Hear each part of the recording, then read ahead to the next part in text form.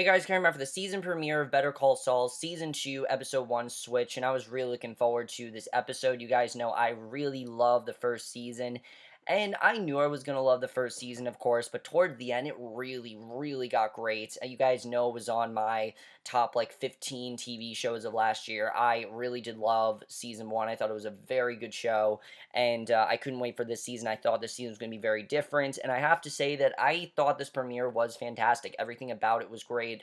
It had some elements that they used in last season, but also incorporate some stuff that we haven't really gone into this season that I'm really happy we are getting into. It looks like we're in for another really great season, and I can already tell I think this season is going to top season 1, definitely. I mean, there's a lot of things that I really am loving that this season is doing, but let's get into this episode because there's a lot to talk about, and I mean, there wasn't a whole lot that happened this episode. There was, but it was a pretty low key premiere. I definitely will say that. But I think it was a very good way to show what this episode is going to be like. Because season 1 kind of left us at a crossroad of, is Jimmy going to take this deal that Kim gave him, or is he going to shut it down and go do something else with his life that he thinks is better for him? Because that was definitely very interesting. So I like the way the episode starts though, because as we know, in the first episode of the show, we basically saw a black and white flash forward, and we see it again here. We see Jimmy, he's still pretending to be Gene, he has a mustache and works at Cinnabon. We see a lot of the same things that we saw from the first episode, but it's pretty much because I think his life is just kind of repetitive. Like, it's just this repetitive cycle that goes on and on and on. There's not really an off switch. There's really not. And that word switch is very important here. He gets locked into a back room of the mall overnight, and we see, luckily, he gets locked in a back room of the mall, and we see that he etched Saul Goodman was here into the wall. I don't really know where this is going. I think it's just trying to show what Jimmy's life is going to be like and where he's headed and everything, and it's very sad. I mean, it's appropriate to be in black and white because it's very sad where he is right now. We don't really know how he gets there, but I think it's a very good way to set up where Jimmy is headed, definitely. And no, guys, I'm not watching Talking Saul. I think it's kind of unnecessary, honestly. For the first episode, fine, but you don't really need it. So in the present timeline, Jimmy meets with Kim and Davis in Maine, the law firm that's now interested in him, and he is very confused. He wants to work with Davis in Maine, but I like what he asks Kim. He pulls her aside and asks if something will happen between the two of them if he takes this job, and he's not talking about his job. He's talking about them. Could they be a couple? Do they really have a future together? And I like what she tells him. She tells him that one thing has absolutely nothing to do with the other, that, him getting this job has literally nothing to do with them, and she really doesn't know why he's bringing this up, because it never really seemed like they were a couple or they had anything like that, but he, for whatever reason, is all of a sudden feeling this connection to her, and I think it's just showing that Jimmy really is changing. You really do see that in this episode, that Jimmy is becoming a different person. He's not Saul yet. He's definitely not Saul Goodman, but he's definitely not Jimmy McGill. He's starting to turn into someone else, and I really did like seeing that. I thought they did a very good job with showing how different of a person Jimmy really is becoming. And obviously she's very taken aback by what he says. He returns to the group, says it's an honor to be considered, but he's declining. It's not good for him. It's not giving him what he wants, and he does not feel that he is going to get what he wants from them, so he just leaves. And I was surprised, I was shocked that Jimmy did not take the deal, but at the same time it kind of makes sense. This really wasn't what Jimmy wanted.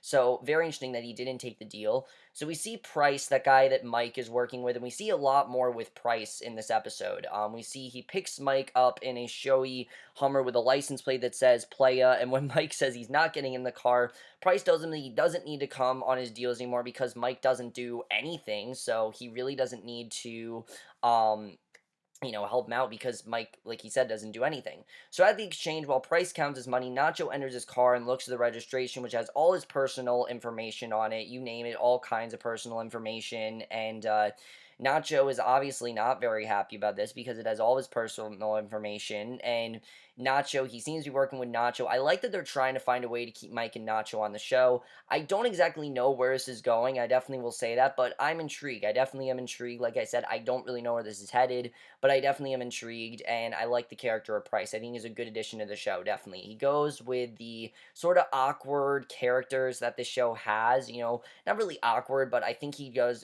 very well with those kind of like weird characters that the show has. Definitely does very well with that. And Chuck is not in this episode, keep in mind. Chuck's not here. I'm sure we're going to see him, but he's not in this episode. Mainly because Jimmy doesn't really talk to Chuck right now. Chuck is now being a lawyer. He's doing his own thing. He doesn't really need Jimmy. And it just shows how different Jimmy's life really is. And nothing really shows how different Jimmy is than this next scene where Jimmy floats in a hotel pool. Because Kim approaches him and asks if he's having a midlife crisis, and he tells her that it's a midlife clarity, and he tells her that he's finally decided to be him, but then we realize that he's going by a fake name, and obviously he's not really being him. He wants to think he is, but he's really just going by a fake name, and the hotel employee asks if he'd like anything else and reveals that he's going by a fake name, and obviously Kim is concerned. She's very concerned, but I like that we got a lot more with Kim in this episode because not that we did in the first season, but I will say out of all the characters, Kim was not really the one that I feel like we explored as much. And here it really seems like we're doing that more, and I really like that. And then we get what is by far my favorite scene in the episode between Jimmy and Kim because they talk about a lot of things here. Kim is very concerned about Jimmy. They're going out to eats, and he talks about how he's always tried to do the right thing, and he doesn't always want to do the right thing, and he kind of is just tired of it because it's not really working for him. He wants to do something wrong, and he doesn't want to make good decisions. He wants to make a bad decision despite what it could do to him. He just does not feel happy with it. He wants to do something different. He wants to do something drastic, and you know what, I like seeing this. I like seeing Jimmy saying, this is not working for me. I want to do something different. It goes with Jimmy's character. It makes sense why Jimmy would say something like this, and I like seeing Jimmy, just turn himself around. I mean, it makes sense, definitely. Not really turn himself around, but change who he is, and I like seeing that. And Kim is obviously very reluctant. She does not know if this is a good idea. I mean, she really hasn't been involved with this, but it's clear that he wants her to be involved. He's not going to do this by himself. He wants to do it on his own, and I like seeing that. I thought that was definitely very interesting that we saw that he just, wanted to be on his own basically. Um, but we then see that they decide to con this stockbroker named Ken to buy an entire bottle of Zafario tequila that's $50 a shot, and they pretend to be this couple. I don't remember what their names were. Their names were really silly. I can't remember what they were, but I don't remember. I think Jimmy's was like something with a K. I can't remember what it was, but that was really funny. And it's the same brand of tequila that Gus Fring used to poison the cartel in the Breaking Bad episode Salute. So that was kind of interesting. I didn't really know that, but this recap says that, so that's really interesting. And the scene here, seeing Jimmy and Kim, they're genuinely happy. And Jimmy and Kim, they go outside the pool, they're giggling happily, and after a quiet moment, Kim kisses him, and it's a nice moment. It really is. It's just this isn't the life that they can have.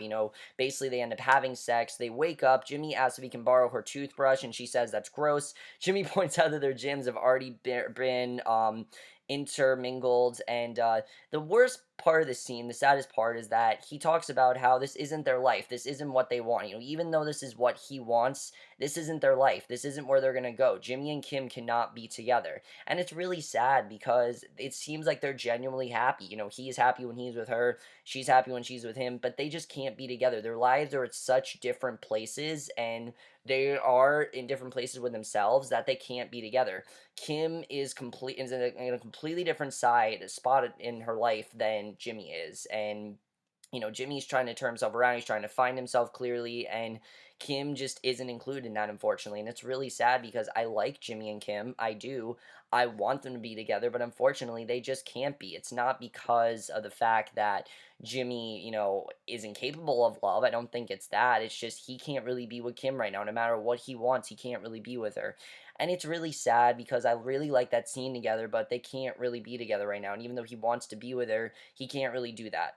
So the police then visit Pryce's house after a break-in in which his valuable baseball cards were stolen. Now this was really interesting, and he gets bossy as he tells them how they should go about the investigation. They notice his conspicuous car, then notice a hole in his wall, which is probably where he's been hiding drugs, which is very interesting.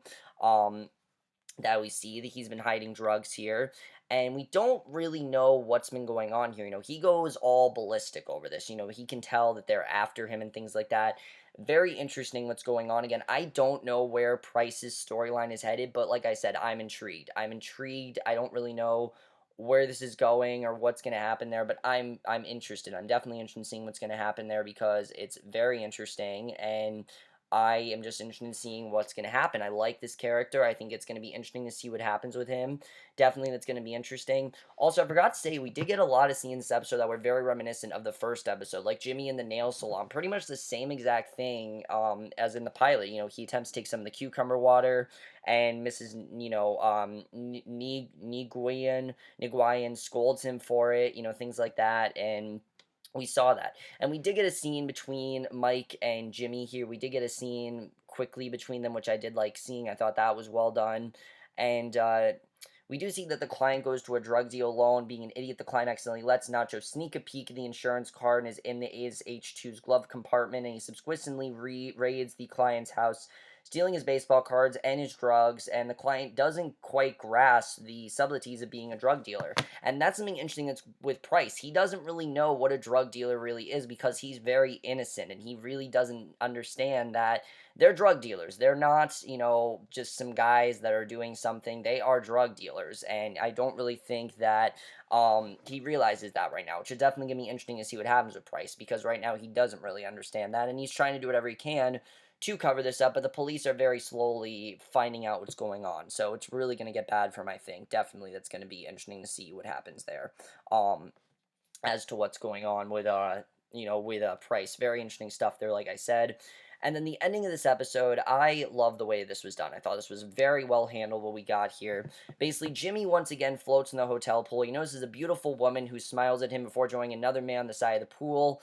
It's a very cool scene because I think this is kind of imagining this is what his life could be. He could be this man who has this beautiful girl and have this life, and he really doesn't have that. And that's what Jimmy wants. He wants just a normal life. He wants to be with he wants a girl in his life. He wants to be happy, but he's not happy. He's at a crossroads and he doesn't really know why he's happy right now. And I like seeing that. I thought that was definitely interesting. And he calls Kim to tell her that these people seem like prime targets for a con and to ask her to come over. But he realizes that this is not what's going to get him happy. He needs to take this job. So he goes back, accepts Davis and Maine's offer, becoming a real lawyer, which obviously we know it's going to happen because once he becomes Saul Goodman, he is a real lawyer. Compared to the gleaming glass and metal of Hamlin and McGill, Jimmy's new office is completely different. It's all wood, warm yellow lights. When he asks if he likes the new office, Jimmy says yes. Then he asks for just one change, a desk made of coco bolo. And then this was very interesting that we saw here. We see on a wall a switch is covered by a note that says always leave on, do not turn off. And Jimmy looks around carefully, peels the note off, flips the switch off. He looks around again, nothing happens, and he flips the switch back on. And I think it's supposed to say, like, don't ever flip the switch. Always stay on. Always think about, the always look forward. Don't ever look back. Just look forward. And that's clear what Jimmy needs to do. And I feel like they really emphasize the deep metaphors. I mean, Better Call Saul has always been a very deep show, especially with like seeing the difference between Hamlin and McGill, which, was always like dark brown, things like that. This is a much more colorful office, but the way the episode ends is not particularly happy because Jimmy doesn't seem happy. It feels like there's still something not right here. Like it doesn't really seem like it's going to go well for Jimmy. And we know it's not because he's going to end up becoming Gene, and we don't really know what's going to happen there. But overall, guys, I really did love this premiere. I have to say, very interesting stuff. I really like where this is headed. But let's talk about Jimmy now being a lawyer, because it seems like this is what he wants, but at the same time, he doesn't really seem happy here. Is this foreshadowing what's going to happen to Jimmy, that he's not going to end up happy, that he's going to end up being this really depressed lawyer? I mean, when he's Saul, he's, a really fun guy, but deep down, besides that persona, when he really is Jimmy McGill, is he really happy? That's the question, because we know he ends up as Gene. We know he ends up not happy. He ends up in this, Cinnabon, and he's not happy there. So what's going to happen? I don't really know. We'll have to see. That's going to be very interesting to see what happens with that. Jimmy and Kim, I really do want these two to get together. I do. I think that they work very well together. It's just they're just at such different points in their life. Kim, I don't really think sees Jimmy that way. He sees her in a much different way than she sees him, unfortunately, which is really unfortunate because, like I said, I think these two would be a really good couple. It's just she does not see him in that way. I mean, I think she wants to see him that way, but she does not see him as a love interest. She sees him as someone she works with, and it's really sad because Jimmy clearly does really want to be with her, but she does not see him that way, and it's kind of sad that that's going on. But the cons, are they going to go into this conning business? Because he asked her again to con, and is this something that they're going to start doing? I'm not really sure. We'll have to see what's going on there because that's going to be very interesting. Chuck, we didn't really see anything with Chuck in this episode. What is Chuck doing? Is Jimmy gonna visit Chuck? Has he gotten Chuck out of his life? I mean, I kind of feel like he's done with Chuck. Like he's pushed Chuck away because Chuck is his, Chuck kind of just, betrayed him and everything, and he's not gonna forgive him for that. I know that nothing's ever gonna be the same between Jimmy and Chuck, but is Jimmy going to visit Chuck? I mean, is he ever going to see him again? I mean, you have to think that Chuck's going to come back at some point. I don't know in what capacity, but he's got to come back. Let's talk about Pryce, because Pryce, as we know, he doesn't really know what he's doing. He doesn't realize that he's in a gangster business. He doesn't realize that they are, well, not gangster. He doesn't realize that they are drug dealers, that they're not just some guys that are selling, money. They're selling drugs, and I don't really think that Pryce realized that. And the cops are already, getting very suspicious of him, realizing that he's hiding drugs, and I feel like this is gonna end up really bad for Pryce. But the thing is that Nacho and Mike, they know what they're doing. Pryce clearly does not know what he's doing, and I'm very worried for Pryce because of that.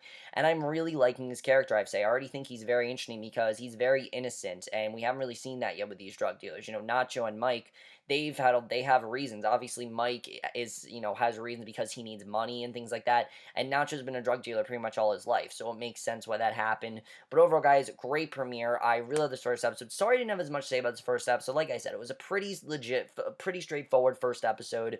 That you had those scenes with Jimmy and Kim, you had those scenes with Pryce. But other than that, this was a pretty solid premiere. I really like where this is headed. I feel like a lot of this is going to be Jimmy trying to find himself, who he really is. How does he transform to Saul Goodman? Those are things we need to find out. And I'm definitely interested in seeing how they explore that for the rest of this season. Let me know what you guys saw this premiere. I absolutely loved it. I thought it was a great way to start off the season. I can't wait for next week's episode. And I will see you guys in my next show, which will be for tonight's episode of Lucifer. And I will see you guys for that. Okay, bye.